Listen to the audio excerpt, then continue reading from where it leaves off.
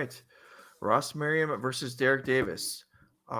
Ross Merriam, not a regular on the Energy Series.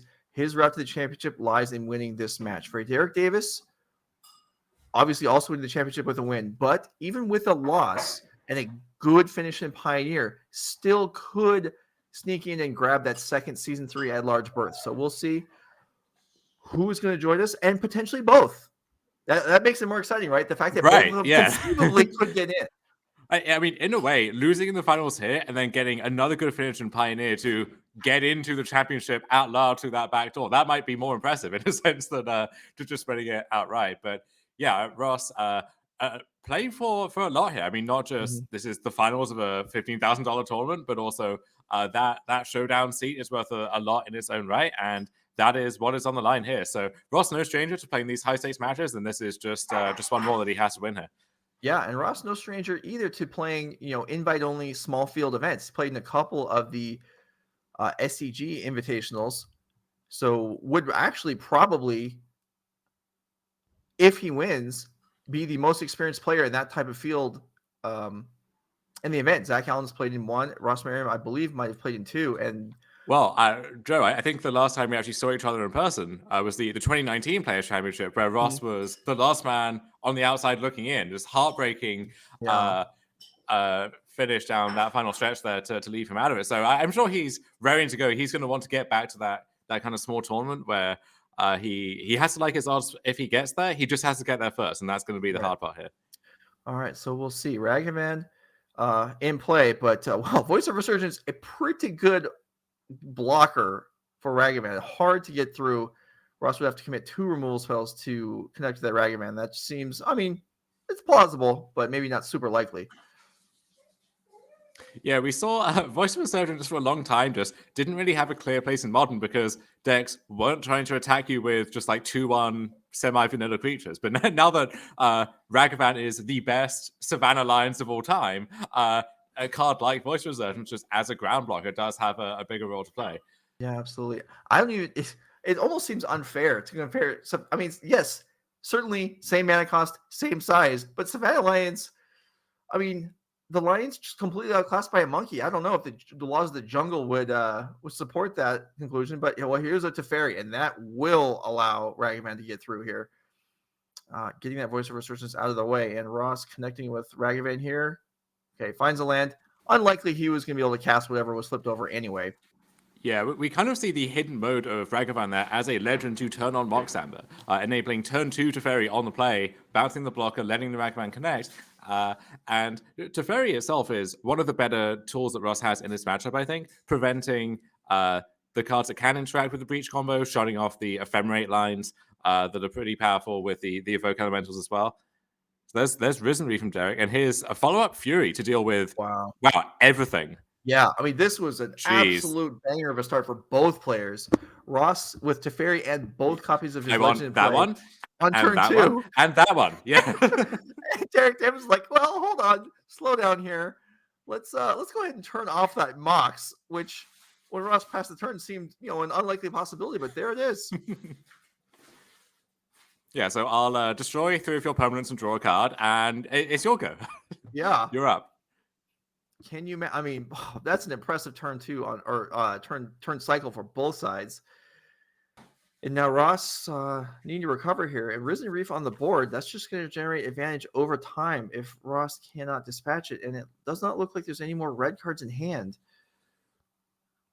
There is an Expressive Iteration, so card advantage can be accrued. There is Ledger Shredder, and that is the choice. All right. One of these Expressive Iterations hits the bin, and Ross Merriam, have to feel a little disappointed given how fantastic turn 2 was. Turn 3 looks, fine, but nothing to be super excited about. But even after all of that, if Ross can stitch together Underworld Breach and Grinding Station, he can still win this game out of nowhere. And this is one of the merits of the Breach deck, is you always have this end game that kind of dominates everything else that you can be playing towards. Right. And this is kind of what we speculated, that it's going to come down to Ross probably having to combo. as Derek Davis likely going to have a bigger and wider creature spread and just unlikely to be penetrated either by Ragavan or by construct tokens like you talked about in the intro. So we'll see what Derek has to muster here. Is this going to be Omnath? Okay, we have a 5th land for... So 5 mana usually means Fury, Solitude, some kind of hardcast inclination, and there is Solitude. And essentially every creature in this elemental deck is a Muldrifter, so to speak. It has a body that can be relevant, and it has some additional effect. And then if you graft Risen Reef onto that too, then every card kind of leads to more cards, or the concept of card advantage just becomes a joke past a certain point with this deck. Yes, indeed. All right. So Ross Merriam looking for the combo here. Graveyard stocked. So if the cards are available, if the breach comes, potentially free and clear to pick the game win. We did see it play out somewhat like that in last round. But the pressure is mounting from Derek Davis. And like you're saying, the Risen Reef in play, this elemental deck builds upon itself. It doesn't fizzle out.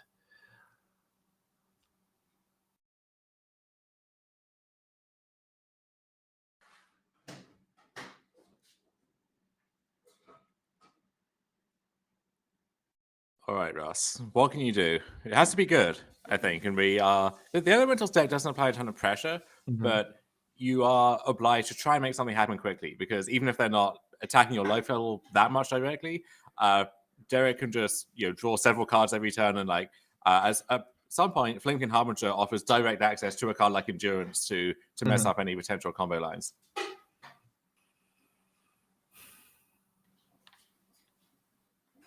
Okay.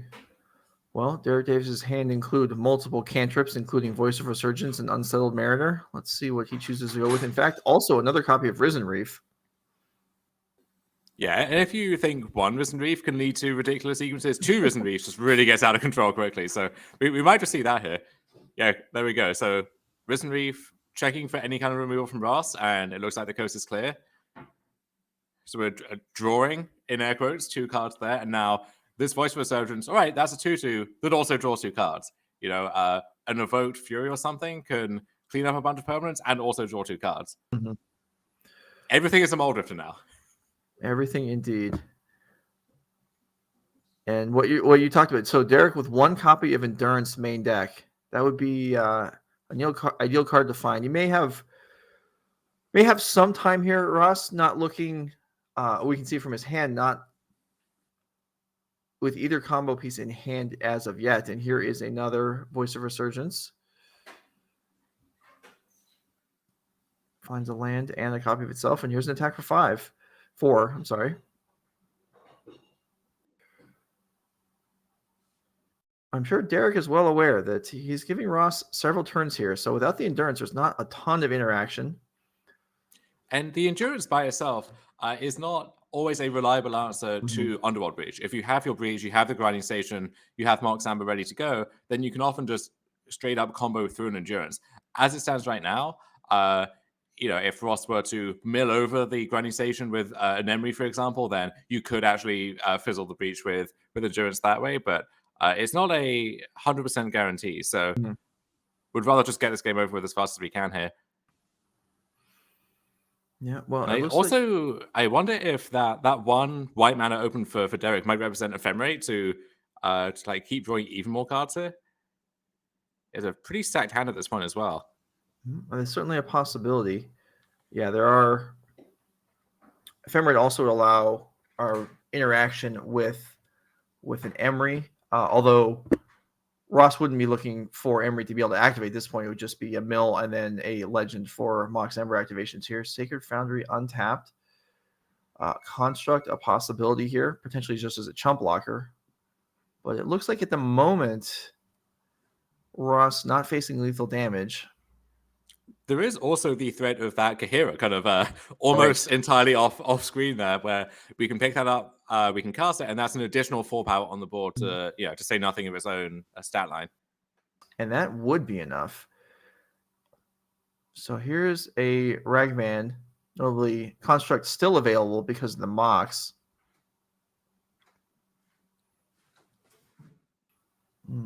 Omnath also another route to extra damage here, as even without a fetch land in play, those Risen Reefs can advance the land drop triggers fairly quickly here.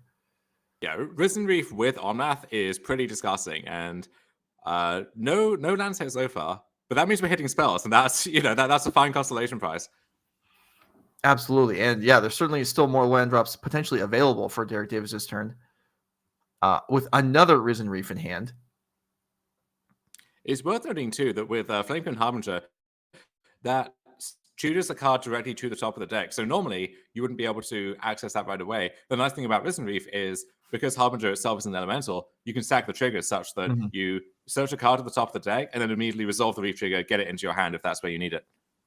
Yes, indeed. And notable too that even though the construct, a construct can be made for Ross cannot block with 2 creatures this turn because Ragavan would have to tap in order to bring that in.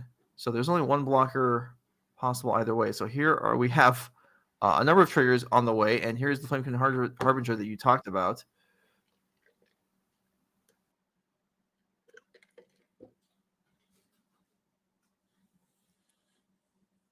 And Derek Davis will tutor up another Flamecone Harbinger.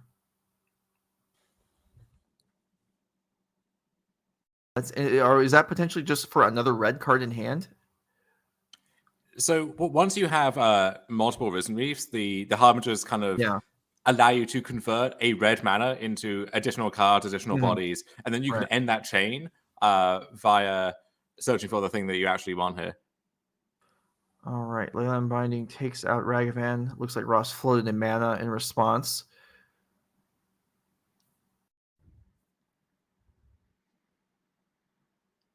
Yeah, so it looks like Ross is going to try and make this construct, and doing some quick math here. If Derek can keep triggering those Risen Reefs, and yeah, here we go. So this is nice.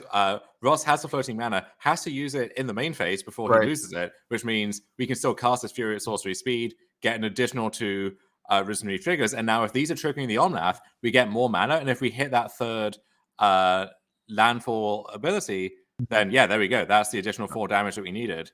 And we just get to pick up and cast Akira at the same time. Yeah, and there it is. There is the attack for 11, and that is enough to end game 1. Derek Davis. Very impressive turn. Yeah, that was nicely done. Derek Davis sculpted that out, knew what he wanted to achieve, and got through the potential sequence of 2 blocks from Ross Merriam, and is up a game now. 1 game closer. Only 1 game left required to get a berth in the Energy Championship. Wow, exciting stuff. Well played game. Let's take a look at the sideboards and see. We've seen Ross Merriam not having to play from behind too many times, I don't think, this weekend. But here up against it.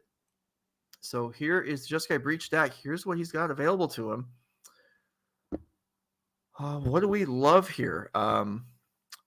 We do have some additional removal in the form of Prismatic Ending and Fury. Prismatic Ending, okay, maybe? Well, it's awkward when the opponent's cards technically cost 5 and 6 mana, right? Like it's not a realistic exchange at that point. I think the Teferi, as we mentioned, it stops a lot of the instant speed interaction, like Leyline Binding if you're going for the combo turn, or Endurance as well, and then does also break up some of those Evoke plus Ephemerate tricks. So we'll definitely expect to see the 3rd copy of that one. Beyond that, not much on offer. I guess Fury. We could see Ross try and turn the tables with his own copies of Fury, but this is not a matchup that I think Ross had on his radar, and that is one of the many reasons why I think Derek has been able to have such sustained success with a deck like this. All right, let's go ahead and look at Derek Davis' 5-color Elementals deck. A deck that, as we said, has some history of taking down events here at the Energy Series. And so Derek Davis with a number of cards that are potentially useful, but you talked about Endurance not being a guarantee being able to break up the combo. Surgical Extraction, on the other hand, likely the wrong cards spill over on Emery Mill or something, could eliminate Ross's ability combo right off the bat. Yeah, and even if that one doesn't end up playing a part in the game, just the mere threat of that card has to be looming over the combo turn if Ross ends up going for that. Beyond that, I mean, Endurance still good in a lot of spots against the card Underworld Breach, and also very nice against Ragavan, good against Unholy Heat. Just a solid card to have in the matchup overall. I think the Foundation Breaker could come in. Sniping into Urza Saga with that is very appealing. And then you can make a case for any of like Force of Vigor on the same grounds, even Engineered Explosives potentially. So a lot of nice options here, and we might shave away at some of the weak elementals. Like I don't know if these Unsettled Mariners, for example, are where you want to be. All right. The players consulting each other's sideboards. We'll take a breath here. And well, we thank you for being here. If you're interested in the Energy Series and you aren't familiar with our undertakings, we have a schedule up, I believe, for the first portion of next year. If you're interested in when you might find our events to watch or to play in yourself, you can see what's upcoming here. The next 4 events, we have the championship in January in Buffalo Grove, Illinois. That is taking place in the NRG headquarters. That is not a spectator-friendly event. The qualified players and staff will be there, and that's it. That is the 20K championship, but that will be live streamed all weekend long, January 14th and 15th. So you can mark on your calendar or follow. Yeah, that one very, very friendly to spectators at home. We encourage you all to absolutely follow the stream here and be back here for that. And we do have over 600 of you currently watching us here determine at least one of the participants in that event. So very thankful to all of you for joining us here for some Modern this morning, and then some Pioneer in short order as well. Yeah, and you can see the remaining early events next year in March, May, and June, taking a few months off for the winter. But we'll be back in the spring and the summer. So, questions in the chat. Player of the year determined yet? No, not yet. There are still 3 players live. Connor Mullally, Zach Allen, and Jesse Robkin could all still win Player of the Year. Those are the only 3 players currently live, and you can see up top. This is updated as of yesterday's events. Connor Mullally with a 1-point lead over Zach Allen and 12 points clear of Jesse Robkin. But those 3 players could still be the NRG 2022 MVP. Also, qualifications available for one of the Season 3 invites has been grabbed by Raja Suleiman. You can see him in blue there. He qualified this weekend. The other one up for grabs. And so you see there, Raja Suleiman joining the crew that will be here in January. The winner of the match we're currently watching will also join that list. And then the other Season 3 at large berth, there's several players contesting that, including potentially, if he loses this match, Derek Davis. The other 4 at large bids will also be filled tonight as things play out. There's a lot of implications. Zach Allen will qualify for the championship. How he qualifies will determine how some of these spots play out. You don't want to be the number 2 at-large person for the season. You want to be player of the year. And that sounds better. That's very much in range for Zach, who 1 point behind Connor currently. It seemed like for sometime yesterday he was going to leapfrog Connor overnight by top 8ing the Modern event. Had a very unfortunate situation where he thought he could draw, had to play instead, and then lost. And so 1 point behind, but we'll be looking to lead Connor today instead to keep it exciting until the very final rounds. Okay, well, back to the match at hand. Derek Davis up a game, winning on the play. Ross Merriam, can he equalize? We will find out momentarily. Players about to pick up their opening hands, hoping for solid 7s on both sides. And I mean, we saw fireworks last game. Turn 2 and 3 were quite impressive. Yeah, Ross had turn 1 Ragavan into turn 2 to Fairy bounce your blocker, and we thought that was going to put him pretty far ahead. But Derek had, right. I mean, Ross did so much that Derek must have just been like licking his chops as all of that unfolded, knowing just how much he was going to get to sweep up with that Fury and draw a card off Risen Reef, just as a kicker there. Yeah, I mean that Fury, a free, 3 for 1, and Ross will look for a new opening hand. We'll see if Derek not satisfied either. Both players, or maybe Derek had the nuts, but he, is big on sportsmanship. He's like, "Oh, you're down a card, I'll mulligan also." Maybe not. I mean, almost every time I mulligan a tournament, I make that suggestion to my opponent. If they're an honorable person, they should mulligan also. But not many takers on that. That's because you're playing Tron, Joe, and you can mold a 4 and do your thing regardless. But we did flag up in the pregame here that having so many of these pitch elementals means that the usual dynamics of being on the play versus a draw, and then maybe having more versus fewer cards. You having 6 instead of 7 to start the game, that really matters. You want to have, you always want to have a dead red card to pitch to Fury or a dead white card to pitch to Solitude. And so there is a real cost to mulliganing in that sense. And then from Ross's side, his deck is built to have a very low curve, to be able to mulligan to 6, mulligan to 5, and still do a lot that's productive in the early turns. No, absolutely. And Ross does have a lot of efficient cards that are just good on their own. On the other hand, he also has cards that are kind of worthless on their own, like Grinding Station, like Mox Amber. So we'll see what these 6s end up and see who can grab an edge early this game. But as we saw, this Elementals deck can fight back even without spending mana.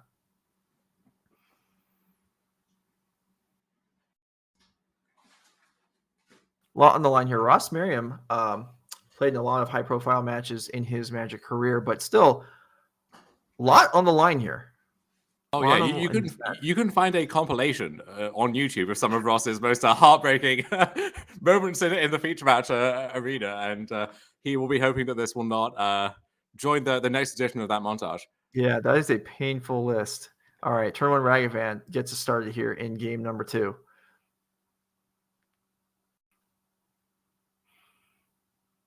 And even though we mentioned Ragavan can have a hard time connecting, if Derek feels a need to evoke a Fury, evoke a Solitude just to deal with that Ragavan, go down a card in the process, I think you're happy with that too.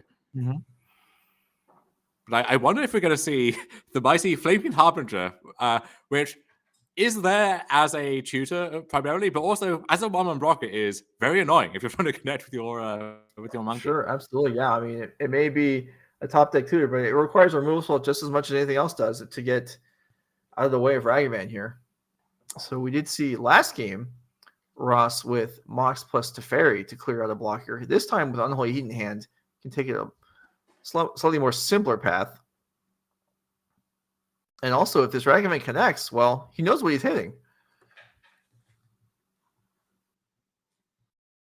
This Risen Reef will be placed on top of Derek Davis's deck.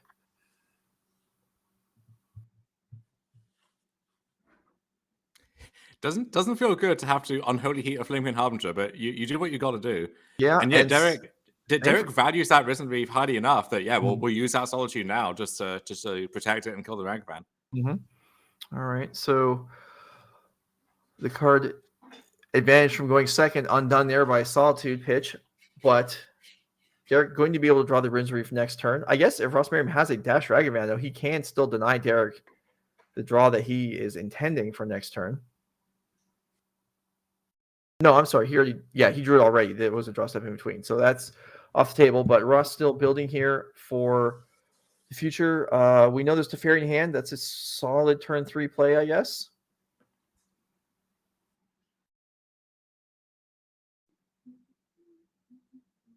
Yeah, not too much left over for Derek Davis at this point. And the Risen Reef is the card that lets you kind of kickstart that engine and get things going again.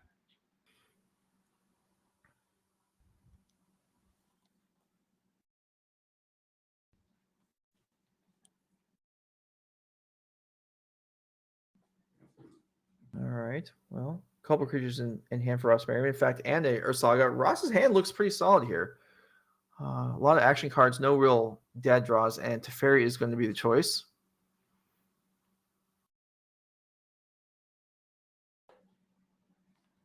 So Cavern on Elemental, and here is, it looks like Risen Reef, although maybe there's another option. No, it's Risen Reef. All right, hit the trigger. Not a land, and the card goes into hand. And now we've got a real game developing here. Ross with options, with Construct available, with Teferi Balance available, and playable cards in hand as well. Yeah, you don't want to bounce that Risen Reef because like Derek's deck is full of these creatures with come into play abilities, but given the Risen Reef makes all of those that much better in its own right, I think you'll take the tempo swing and just force him to spend his turn recasting that there. This is 2 mana for Dash Ragavan.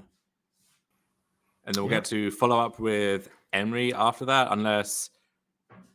Oh, wait, hold on. We don't have the ability to cast that, right? No, Yeah, we we made our land reveal. drop. Okay, so just an Emery here. Well, that's a fine consolation prize. Yeah, and 2 mana on the Teferi this time around, so not susceptible to the blowout we saw last game. Well, I guess Ragavan comes Although back to hand. Yeah, so I mean, Emery and Teferi is probably just fine. I'm adding 2+2 here, and Yeah. having visions of Fury coming back around, but it looks like Derek doesn't have that just yet.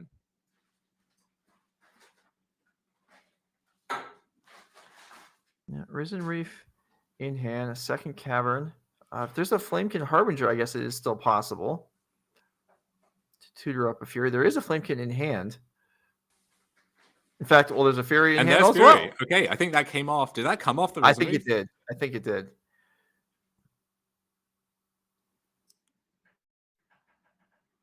Okay, Flamekin Harbinger. Here we go. Yeah, so we see that timing choke that we mentioned Mhm. before. Then you directly tutor that card into your hand. And so, yeah, this is effectively the same line if we want to evoke the Fury, except that now we just get to have the 1/1 Harbinger in play for future use. Mm-hmm. So that Flamekin, the first Flamekin draws the second one into hand, which is pitched to the Fury to take down the Emery and the Teferi. And yeah, this is shades of game one here. Derek Davis dismantling Ross Merriam's fairly impressive starts with Fury, picking off Planeswalkers and legendary creatures. Yeah, this line actually would have been somewhat risky if there was a removal spell to take down the Risen Reef in response, because then the follow-up Harbinger to be pitched would be stranded in on the top of Derek's deck. But instead, yeah, we just get to clean up everything once again. All right, and Ross Merriam now going to make a construct here before Saga expends itself and finds. Well, we'll see what Ross is going to search up here, but I don't know that his hand looked particularly impressive, and it's just me a bauble.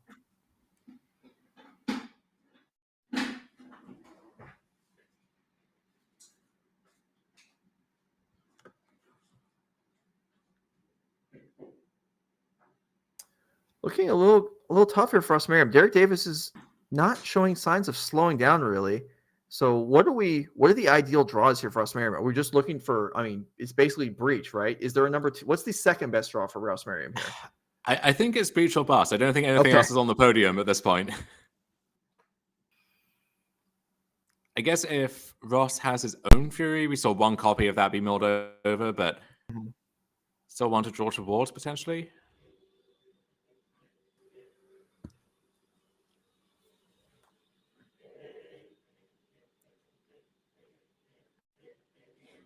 Ragavan and another bauble. So drawing one here on upkeep. Ross up to empty-handed other than that and playing off the top. Derek Davis with Surgical Extraction in hand. Omnath comes off the top. Boy, this is coming together rather well for Derek Davis.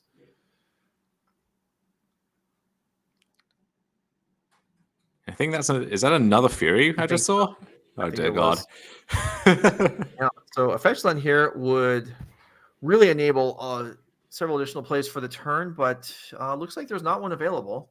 So this Leyline Binding is also going to stay in hand, but there is still interaction available for Derek. In addition to any pitchcast elementals that Ross Merriam might have to worry about, there's also a Surgical Extraction. Okay, we're iterating. Right. We'll see where that can get him. It looks like another iteration, Ledger Shredder and Mox Amber, I want to say.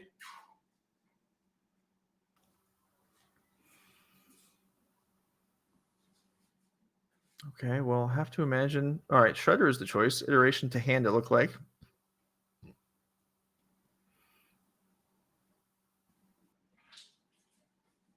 And another Saga, but unlike some matchups, the Saga is not really going to outgrind what the Elemental deck has to offer, especially with Risen Reef in play. Yeah, when you get to untap with Omnath and with Risen Reef, you see stars starting to dance in your eyes. And there's another Risen Reef ready to go here as well. So we will watch the carnage unfold. Yes, indeed. So here we go. Risen Reef number 2. 2 triggers incoming. And not just 2 triggers on this Risen Reef, 2 triggers on every additional elemental. And there is the mana trigger from Omnath. I'm sorry, that's the first land. Okay, there's the mana trigger from Omnath. Yes.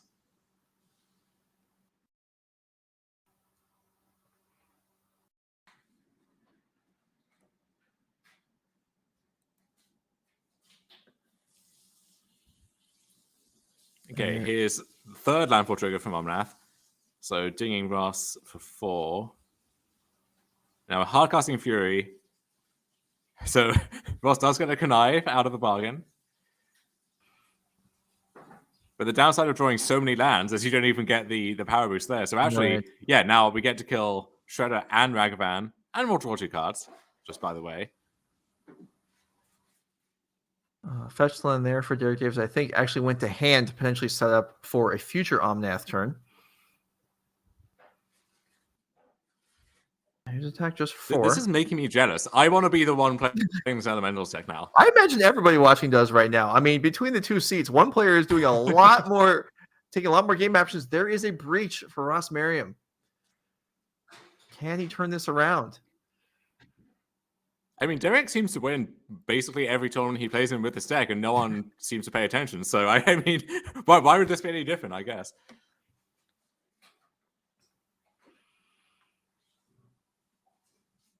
Okay, well, we talked about how it may be breach or bust, but it may be bust anyway. We'll see. Ross Merriam has found the breach. He is not guaranteed of another turn if he passes here. So likely it's time to make the magic happen.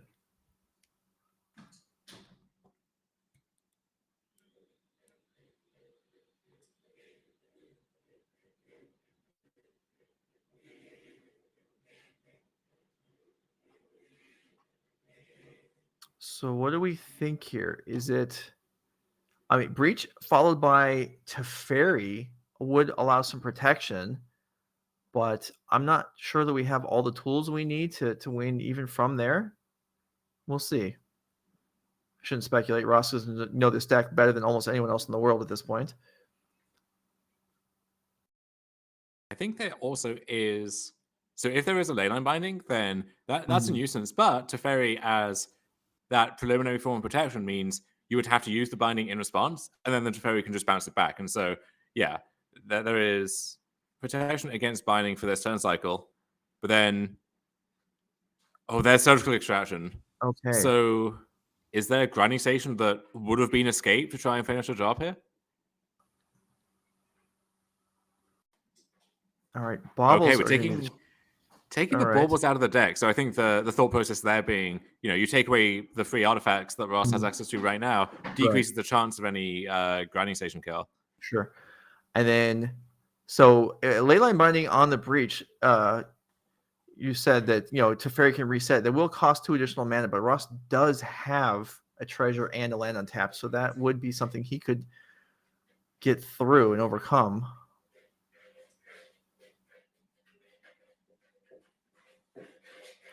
But certainly Derek trying to make this as hard as he can on Ross Merriam.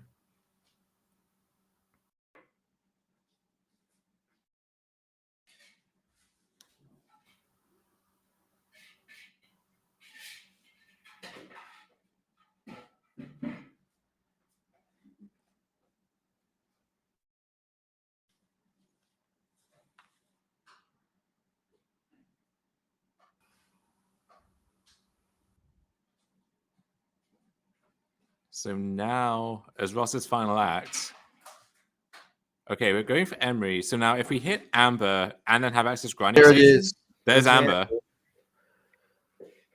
And did we see grinding station? I don't believe we did. Okay, so now, do we have to just try and high roll with Teferi? I don't see anything else. That would be a nice way to finish this game. I gotta say. But you can also, so you can replay the Amber, use it for mana, and then you could have Teferi bounce the Amber, and then that can generate more mana. So that gives you potentially more looks at it. Do we more attempts to get the job done? Could we bounce, if we bounce Emery, that gives us more mills, more cards in the graveyard? Yeah, I think the issue there is we're going to be gated on mana at that stage. Sure. And then we're going to have enough to recast the grinding station, unless we hit like another Amber off the second Emery mill. No, yeah, you're right. Okay, so If Ross can piece this together through surgical extraction on the last possible turn, right. Okay, so there I'll be is very impressed. Amber. Fairy is going to bounce Emery. Okay. That's the Oracle. That's the wrong combo piece. There's not a grinding station. There's station 2. Is there Amber? If we hit another Amber. So I think we're going to end up 1 mana short. Well, Unless there's a treasure in play. Ross appears to be tapped out.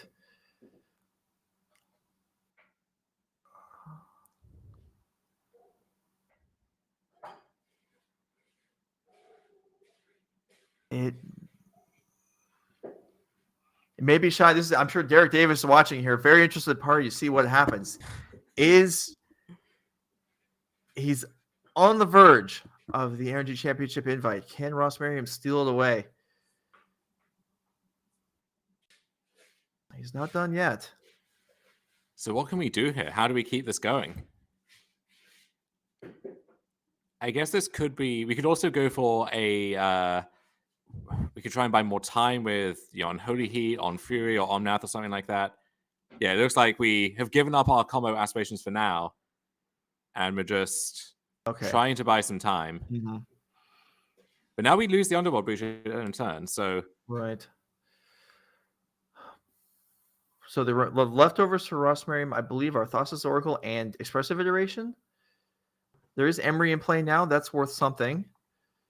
We do know the Mishra's Baubles are gone. Derek Davis finds a Solitude. That's going to make it more difficult for Ross to block. There's 2 Leyline Bindings. And that's 3, 6, 7, 8, 9. Pick up Kahira, cast it. Yeah, that's lethal. And that's it. There it is. Derek Davis is your champion. Wow. Derek Davis on his way to the race championship. Ross Merriam came up 1 match short. Had just a tough time battling through these great starts in both games, and Fury just reset his permanent count. It knocked both games, knocked out Teferi and Emery, and sends Derek Davis all the way through to the championship in January. Yeah, that was wild. Yeah, yeah, that was a very impressive performance yet again by Derek Davis. Really, I think making the best case you can imagine for that elemental deck. And I don't imagine I'll be the only one giving that one a try in the leagues and so on in the next week or 2. No, I would think not. Yeah, a #1 seed in the Swiss, and then barges through the elimination rounds and picks up the invite. Impressive work, and exciting games too. A happy furry elemental right here. Who's yeah, I mean, sometimes we have we have games that drag on, that turns go by, nothing really happens. There was a lot of action in those games, and it was tense. And I'm sure Derek Davis was stressed while it was playing out, but we'll see. We'll talk to him in a moment. Oh, yeah, that last turn where it looked like out of nowhere, Ross was about to somehow stitch it all together through the card that you bought in to break up the combo in this matchup, and came 1 mana of 1 card short, agonizingly close. Right. But yeah, in the end, when the dust settled, Ross couldn't get it done. Derek could. Derek Davis is your champion, and we will be having a winner's interview with him very shortly here. Wow, good stuff. All right. While Derek Davis is getting set up here, I'll just let you know. So we'll talk to him, and then we'll move into Pioneer for the rest of the day. So if you're here for Pioneer, you're a little bit early, but tune back in throughout the day. And we have the Pioneer 5K playing out the rest of the day. We have lots more to come. We have more slots to fill for the championship. Other players wanting to join the already qualified crew, which includes now Derek Davis, the winner of the 15K Modern Energy Showdown here in Louisville, Kentucky this weekend. Yeah, and it's a real heartbreaker for Ross, who came so close. He came here with 1 mission and came as close as you can get without getting it done, and still walks away with a nice chunk of change and yet another good finish on his resume. Another great notch there for the Breach deck, but missing that one final ingredient that he was hoping for so badly. Yeah, hopefully with time comes perspective, and he doesn't look at this as something that got away from him, but a pretty successful weekend all things considered, despite not coming up champion. I'd say can't complain, but you can complain a little bit. I think he's Yeah. done that right. Yeah, no, it's tough. I mean, especially when you come in and some of these players are, well, Derek Davis is in the booth. Somebody like Derek Davis, for example, had an outside shot of qualifying even with a loss. Ross Merriam does not, and his energy championship hopes are dashed. But Derek Davis, the elemental player, the champion this weekend, congratulations. Thank you. Now, That was Derek. yeah. Am I right in thinking, is that the Marks jacket that you're wearing? It is, yeah. So okay, let's recap here. You qualify for the Marks with elementals. Yeah. If I go on your Goldfish page, I'm seeing page after page of finishes with elementals, and you seem to be the only one really flying this flag. You're like, I don't want to be some generic 4-color deck with an elemental sub theme. I'm playing elementals, and you seem to win basically every event you show up to with elementals. What are the rest of us missing here? What's the big secret? I really do think that like some builds were popularized early on, that like the Ren and 6 Teferi stuff, and like everyone just assumed that that's the best thing to be doing. And I know you've noticed that I kind of go off the beaten path with that, and I like to adjust my deck based on what I think I'm going to expect from the day, and I think that goes a long way. Like I early on, like when I first started playing the Thunderkin Awakener builds, people were playing Ren and 6 Teferi, but the way to beat up on it was like the Bring to Light Scape Shift and like big mana decks like Tron, and I was playing things like Thunderkin Awakener and Skelemental and ways to close out the game early and punish the those combo-ish decks that were trying to kind of unload their hand early to get land drops on the field, and then you just take away their cards out of their hand and then kill them quickly. And same thing with like Tron. I got to bring in Fulminators, and then like Thunderkin Kahira means you get to bring back Fulminator every turn. And so like there's a hard lock against Tron there. Obviously, I'm not playing that build today, but I felt that like the Voices and Unsettled Mariners were in a better spot than Thunderkin Awakener, Vesperal Arc, all that stuff, because Leyline Binding and Solitude and all those cards of Exile make Thunderkin a lot more awkward. And I feel like the pressure on table and like the 4 Voices for things like Archon, where they're making you sack creatures, like ways to make those things do less to you, and just coming prepared for what I'm expecting on the weekend. And I think that goes a long way. We All saw right, go ahead. Leyline Binding as a pickup, Yes. which basically any kind of 3 or 4 color deck is like added on that 5th color to try and adopt that card. Seems like a natural fit here. I know in the past, like the kind of Cavern of Souls style lands, those mana bases have kind of clashed with being able to do that. But now we have Ephemerate, Leyline Binding as reasons to maybe play a more conventional mana base once again, it seems like. Sure. I'm actually not even playing like a much different mana base. Like the reason why I like these builds in particular is like I like playing 4 Cavern of Souls. It helps against the counterspell decks. It helps against burn, things like that, where it's like you're just not taking damage off your lands. But you know, sometimes Cavern and Leyline Binding clash, but it's like even if you have Triome Cavern, it's like you can cast a Leyline Binding as an O-Ring with Flash. It's like that's perfectly reasonable. This deck generates a lot of mana quickly, and it's okay. All right, so let's go through this finals here that you just played. I mean, that was did that kind of play out the way that you expected, or like how stressed were you? What? I was super stressed. Okay, I was super stressed. That last turn was just like right. heart wrenching. Yeah, that knowing last I had the turn was wild. I had the double binding Kahira, so I was like, even if he gets rid of one of my creatures, I still have lethal. Like already in hand, and he doesn't know I have lethal in hand through that stuff, so he might play conservatively, like bounces Underworld Breach set up for the next turn or something. But yeah, when he bounced in, it was just like, oh god, here we go again. You know, it's just terrifying. He was close there, and then you had the surgical extraction. So when you pass your turn to him with surgical in hand, him needing to draw breach, he does. He has it. At that point, are you thinking, what are my chances? Like the surgical is. It's not a hard lock based on the graveyard. It's not going to guarantee a win here. But were you thinking, okay, I pretty much got this, or I need to get fortunate here? Like, what was your mindset? I felt pretty confident when the breach hit the table. Like it was like a hiccup for me, where it's like, oh god, what? But he didn't have that many cards in hand, so I believe it was just one at that point. Yeah. Which I thought it was going to be Grinding Station when he played the Teferi from his yard first, leaving up 2 mana. So I just had to take away zeros to make sure he can't go off. Obviously, it played out a little differently than what I thought was going to happen. Mhm. But I felt like it was absolutely necessary to take away those zeros from the graveyard, because even if it's just a value breach, like set up to block and all that, if he casts 6 baubles, he draws a billion cards and he casts back up and gets in the game. So Right. Yeah, we really saw Fury show its worth there in both of Mhm. those games early to clean. I mean, Ross had about as good of a start as he could probably imagine in game one, Mhm. and then you just shredded it. Yeah, Fury. It's super important in this matchup just because like you cannot sit around in the matchup. You have to end the game quickly, one way or another. Even if it's just like Surgical Thassa's Oracle or something like that. I know it doesn't end the game. They still have ways to kill you, like through Urza Sagas and Shredders and all that stuff. But it's really hard to kill elementals through regular damage when your Mhm. deck halfway is like grinding stations and Mox Hammers and all that. So like you have to lock them out quickly or have some like stranglehold on them early on. And Fury helps push through a lot of damage early on, especially chip damage to set up for Mhm. those lethals at the end. Like I barely crossed the finish line for lethal that turn, and Fury helps clear the path for that early on. So one thing that we shouldn't gloss over is you're also coming off a top 8 at the Pioneer Regional Championship, qualified for the Pro Tour. So congratulations there as well. Thank Are you you. going to try and go back to back today? Yeah, I am. Right as soon as I get done here, I'm gonna be walking over to the Pioneer area. So Nice. Well, I expect this is not the last we'll be seeing of you today. Congratulations once again on yet another you. fantastic performance, and we will be seeing you in January for the Nerd Rage Championship. Are you have to be psyched for that, right? I am.